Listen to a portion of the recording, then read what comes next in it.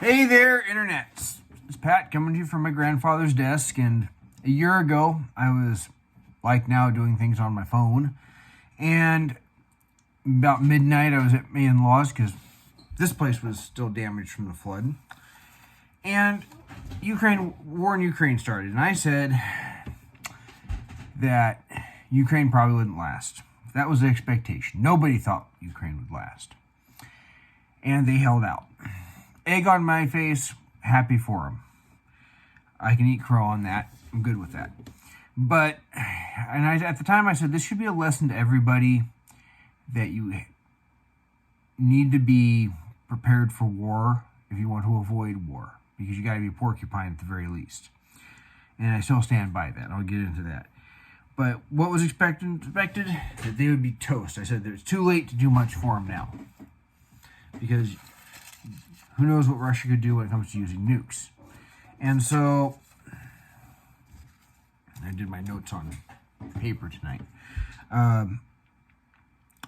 So why'd they hold out? Well, there's a bunch of reasons. One of them, whether you like him or not, whether you think he's full of it or not, is Vladimir Zelensky on the things that Ukraine has done. Now, I heard Matt, when he came here and he addressed Congress, yeah, he probably should have put on a suit and tie to address Congress, but then you think about it, Matt Walsh said that he could have at least put on a suit and tie instead of his olive drab t-shirt and looking like he's wearing about half a military uniform. But the guy's a comedian. That's what he was prior to being president of Ukraine. Like Trump, he knows how... Now, Trump, I feel like, is very much the used car salesman. Yes, he was in the entertainment business, but he knows how to connect with people. Like Trump, Zelensky knows how to connect with people. When he creates this image of he's so busy with dealing with the war, he doesn't have time to be trying to look nice with a suit and tie. Creates an image. When NATO publicly let it be known that they could get him out of Kiev, he said, I don't need a ride, I need anti-tank ammunition. He refused to leave. He understood something right then, that if he, as the country's president, left Ukraine, it was over. The resistance to Russia would crumble. And so he does deserve legitimate credit for showing leadership to his people. Let's give credit where credit is due. So that's one reason. But even with that, Ukraine would not have stood if not for external weaponry. Ukraine did not have the weaponry, even when it started, even with the stuff that we had already given them, to stop Russia. And this is a sign that to everybody else that you better be prepared to do that. They certainly had a will to fight. The Ukrainian people are in this place that doesn't have a lot of natural barriers. They've always been overtaken by Poland, or what was called Ruthenia, at times was controlled by Poland, or the Polish-Lithuanian Commonwealth, or Russia, or the Ottoman Turks, or any number of other groups. And they are certainly a separate people.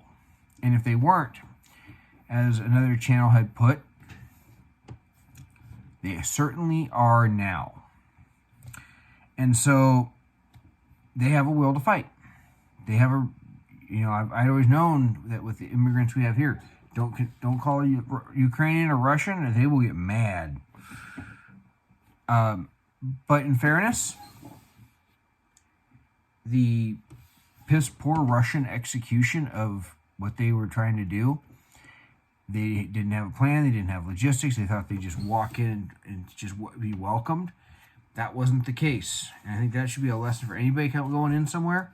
Don't assume you're going to be somehow welcomed as liberators when a country's been independent for 30 years. Don't expect that. They probably aren't.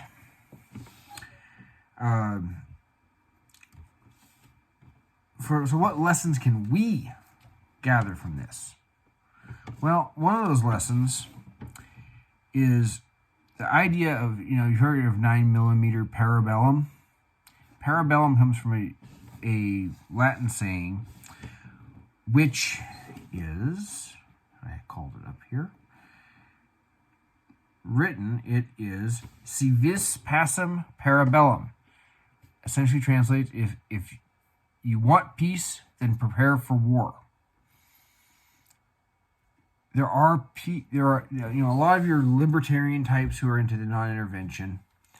A lot of people that try and treat the United States like we're the cause of the world's problems, and we're not. Quite often, countries that were powerful before us made the mess that we have to deal with, like the Middle East. That's basically a map drawn after World War I by the British and French.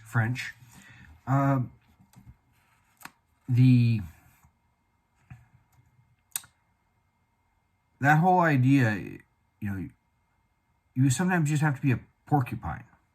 You have to make it clear that you're willing to fight. And quite frankly, countries like China probably don't think that about us now. In World War II, one of the reasons the Japanese picked the fight is they did not think Americans had the stomach to fight them. Straight up. That is something you have to make clear. You are willing to fight. And that's a lesson for us. Don't be talking about how diverse and woke our military is. Talk about how well it can kick ass and take names. Okay? So all these people that say we spend too much on the military. We spend, based on the numbers I just looked up tonight, I got some World Bank numbers that said for 2021, I think, for the United States. Find it. Okay, I was looking at several of them. In 2021, 3.5%. I found another from Statista. For NATO countries only, it was 3.47% of GDP. That is way below the historical average for the United States when you look at it as a percentage of our economy. So, but understand, we cannot replenish the weapons that we've used up. We've had peace on these big tech and not needed to buy large numbers of big ticket items like all these anti-tank missiles and all the artillery shells for so long. We've shut down production lines. It doesn't make sense to keep them open, and now we're scrambling to find it. So that needs to be a lesson that when someone says, I used to see a meme that would show that before the F-35 came into active service, the United States military is going to spend $1.6 trillion on a new fighter. Look at how many schools they could build. Well, number one, that was like a 30-year cost. But number two, what's the consequences of not having the F-35? Could it be that China gets even more froggy? The Obama administration, when they spent all that money as part of stimulus and ended up spending money on things like gender studies in China or some goofball thing like that, they could have continued the F-22 line to its ultimate conclusion of 300 and something planes. You think China and Russia would have be feeling quite so froggy if instead of having 180 on paper and maybe 100 usable planes, because some are spares and some are down for maintenance and some are used strictly for training, if they said, they got 200 of them that could face us in battle, maybe we don't want to use the F-22. The military is trying to figure out what to replace older F-15s with in Okinawa right now. They're temporarily moving some F-22s there, but they don't have enough. So if you want peace, you got to be prepared for war, because China is not using the same value set we have. Russia certainly isn't, because they're targeting civilians. So don't think that you can just, we don't need to spend money on the military. When Sweden went to enter NATO, I expressed the opinion in a comment somewhere on YouTube, on some video, that Sweden didn't belong in NATO. Oh, they got mad. I had several people from Sweden get mad, saying, "Oh, our fighters are so brave, and we got things we can bring." It's like, you guys are barely spending 1% of GDP on your military. The NATO minimum is 2%. And they said, "But you want us to spend tons and tons of money." Yeah, you got to spend that every year. You can't just spend one time and let it go. And that's why Germany doesn't have anything to fight with. And when I look up the NATO numbers, this is why Sweden does not belong in NATO. And you have to have that spending to create that stockpile. I think I said this a year ago, and if I didn't, it became very evident very soon thereafter. The next major war that the United States fights isn't going to be won by how much stuff we can manufacture at the time. It's going to be won by being able to supply the front with a stockpile we already have. Modern war obviously runs too fast to be able to ramp up production just during wartime. War material is too complex to manufacture these days. It's very expensive to design. It takes a lot more time to design it, time to manufacture it. You're not going to have it by the time you've already lost the war, by the time you get your production up and running. It's not like World War II where you could just kind of hold the Japanese off for a year and then come back a year after you've ramped up your production. The tank factory that reconditions M1 Abrams tanks and builds new ones, they're reconditioning them right now at the rate of 15 per month. They were doing 30 per month. I highly doubt they can do a couple hundred per month, or a couple thousand per month like they did in World War II. You're not going to do it. By the time you get up to those numbers, you've lost the war. And so, yes, we do need all those aircraft carriers. Yes, we do need all those warplanes because that's what's going to be fought with next. And so, with us being tangled in with NATO, we really need to make it very clear, and this should be a message for everybody in NATO. Yes, Germany's talking about increasing their defense spending, but on Statista, the defense expenditures for NATO countries as a percentage of gross domestic product in 2022 is actually topped by Greece at 3.76%. The United States is number 2 at 3.47. Then the next ones, until you hit that actually spend at least 2%, are the United States, Poland, or Greece, United States, Poland, Lithuania, Estonia, United Kingdom, Latvia, and Croatia, and the Slovak Republic. That is an improvement for most countries compared to before Trump. When everyone started getting worried about Russia, finally Lithuania, Estonia, and Latvia started ponying up for their own defense. And they're right on the front line of that. And then it drops down to 1.99 and 1.9 with Romania and France. France historically, I think, was a little higher. North Macedonia, Montenegro, Bulgaria, Netherlands, Albania, Norway, Hungary, Italy, Germany at 1.44% 2022. Richest country in Europe. And they still don't have anything to fight with. They've sold off most of their tanks. A lot of them are in disrepair. They cheaped out on stuff because they want... And most of these countries, one of the ones that actually really dropped was Turkey. They used to be much higher. And Iceland isn't even in here. Luxembourg outspends Iceland, because Iceland's basically there so we can put our own equipment there. It's the only reason they're in NATO. They don't spend anything.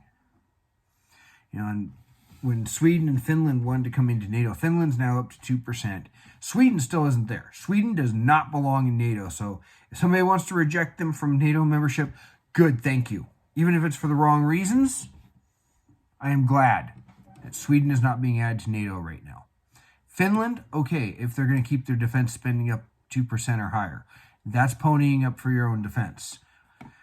Because how do we expend our blood and treasure when you won't expend your own? I got to ask that question.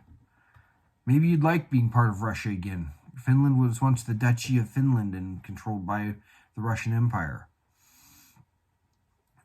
Canada, 1.27%.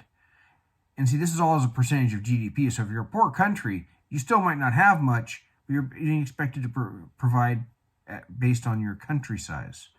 or the size of your economy. So, there's only a few countries in NATO upholding that. And some richer countries are kind of getting away with it because they're rich. But, you know who buys the big ticket items? It's the United States. You know who does a lot of the research and development for everybody else's equipment? The United States, because we sell it to them. Understand that is not as cut and dry as people think it is. And what countries compare? I was watching a Binkoff's Battlegrounds comparison of the United States to China. The United States counts Veterans Affairs as part of defense spending. China does not. And so China purchasing power parity, when you compare it to what you actually get to the battlefield, China's up to even with us now. It's seriously that close. So there's some things to think about. They need to stockpile, but they also got to stockpile the right things. You can't stockpile stuff that's not going to be of use. And so that should be a lesson for all of us. If you want to keep things free, you better understand, we didn't always create the problem. There are reasons we are involved in some of these places, and there's reasons strategically, economically, that we have to be involved in other areas for our own benefit. And some countries are not using your values. You can talk all you want about how inclusive you are or how much you want free trade. China don't care. Russia don't care. Okay? AOC embarrassed the United States this week by talking about how Japan needs to be more LGBTQ inclusive, and kind of irritated the Japanese. They're supposed to be one of our allies. Their values do not include LGBTQ being okay. Now, if that's what you want to base your alliances on, that's fine, but say it. But understand that China is thinking more on what's good for China. Screw anybody else, and they'll do it with military means to achieve their ends if they have to. And they've got that 9-dash line where they think the South China Sea should just be a Chinese lake. So, and strategically, they want it that way. They need to have it that way because there's a lot of trade that goes through there that we can cut off before it ever reaches the South China Sea. Or it'd have to be rerouted. So, through other choke points. But all these other countries, they need to get their stuff together. When I was playing Travian, and hopefully I'll go back to it, I didn't care if somebody had a small account. What I cared about was whether their account was active and whether they even tried to be useful. So I'd take a small account with 5 villages later in the game that contributed to defense and was always green or blue than somebody that had a lot of defense, but they went red again, which they give you a red dot if you haven't been active for more than about a week. After a couple of days, after a day you go yellow, and after 2 or 3 days you go red, and I think it's after a week you go gray. I was ready to kick people if they went yellow. And that's how I feel about all the countries below 2%. They've all gone yellow. And that's not yellow as in cowardice, they're just yellow as in not active, not willing to do what it takes to defend. So that's kind of where things are at. You think we spend too much money on the military?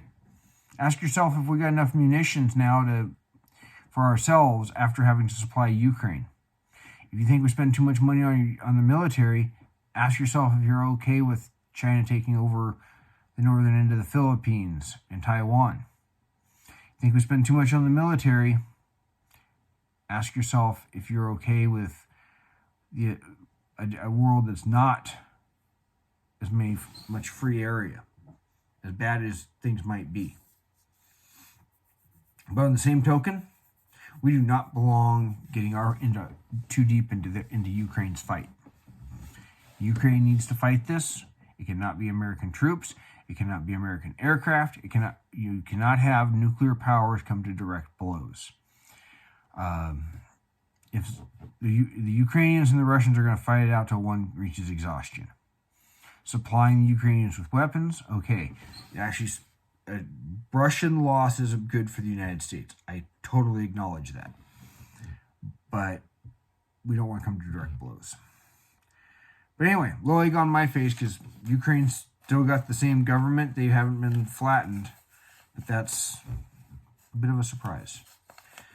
So, I was going to do something about taxes, but I'm going to save that because I want to do a little more getting stuff together to illustrate where some of these, how they're trying to raise our taxes in places. And until then, like, share, subscribe, and you all take care.